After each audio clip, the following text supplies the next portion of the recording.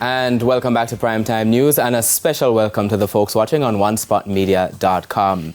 Up first this evening, this is what we always feared. Shock and condemnation after a gun attack at Nationwide News this afternoon left staff members scampering for cover.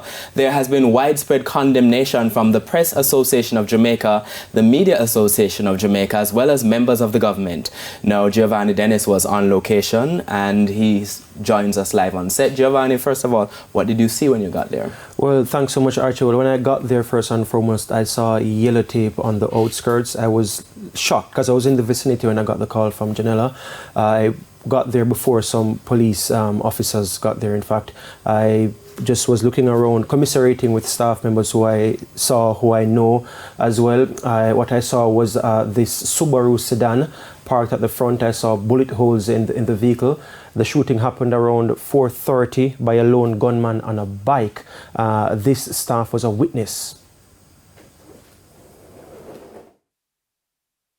You know, it's I let out one girl about 4:30, one car, 4:30. And the writer said, I write a book. And then I talk to mother on the phone and give me some bike come there. So I then big 1200 and 600, the muffler at the bottom. So I see come and say, I want to somebody in and pick up a mobile and some price shop. I see it. So I don't know anything. So when you do a shot start fire, so I just lean back and just on the phone, say, so that's, you know. Now, while we were there on location, I saw the CEO of Nationwide News, Cliff Hughes, come on location. He was getting information from staff because he wasn't there when the shooting actually happened. I walked in the studio, snuck in while they were on air, and I got an interview with him while he was on a commercial break. My reaction is one of shock. This was what we always feared, yes? And when it happens, you're still in shock, left in shock.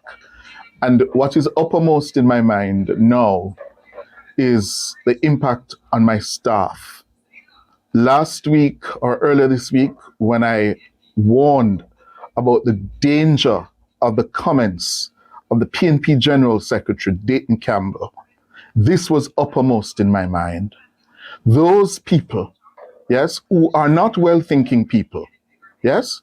Not the majority of PNP supporters are Jamaicans who are well-thinking people and will take this in strides. But that lunatic, that gunman, that criminal who attempted to terrorize us, yes? They don't need any further goading or inciting.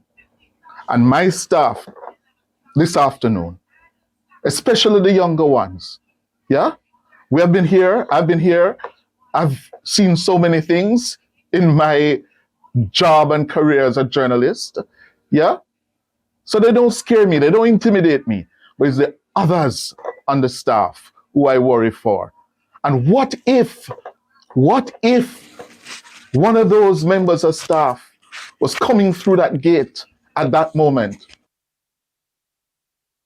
Luckily, that was not the case. No one was wounded during the shooting. The last time, Archibald, an attack of this nature happened was in the lead up to the 1980 general elections, when there were several bomb threats against the then Jamaica Broadcasting Corporation, JBC. Now, as for the attack at Nationwide News Network, glass at the front window were smashed for a vehicle that we saw earlier. Now, George Davis is the deputy executive editor. I spoke with him as well. I'm in my office trying to put our 5 o'clock bulletin together. A member of staff runs inside to seek shelter, to find solace, reporting that the place had been shot up. Immediately I thought it was somewhere else along Bradley Avenue. Then he composed himself well enough to say that it was our building. I went outside, it was mayhem.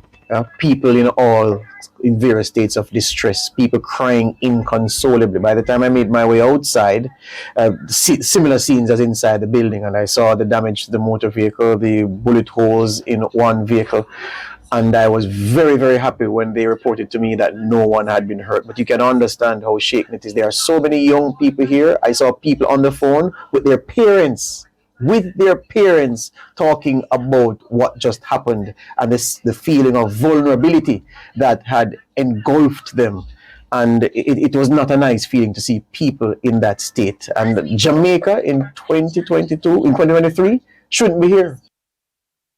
Now, Archibald, we continue here at the RJ Gleaner Group to commiserate with our colleagues at Nationwide. I can say I observed when I was coming from Nationwide that the gates here at Broadcast House at Lyndhurst Road were closed, and we also understand that the gate at the Gleaner on North Street was also closed because of that incident. Thank you very much, Giovanni. And of course, this is a story we're going to be continuing to follow. And as we were speaking right there of condemnation, the nationwide attack has drawn condemnation from the association which represents media workers as well as the association representing media owners and managers. The Press Association of Jamaica has called the attack, quote, reprehensible and cowardly, end quote. TVJ President Milton Walker said it is, quote, an unprecedented assault on a news organization and a grave attack on press freedom, end quote. Pointing out that a fearless and free press is the cornerstone of a democratic society, he said an attack on one media organization is an attack on the entire media, as well as, quote, an affront to the values of democracy and transparency.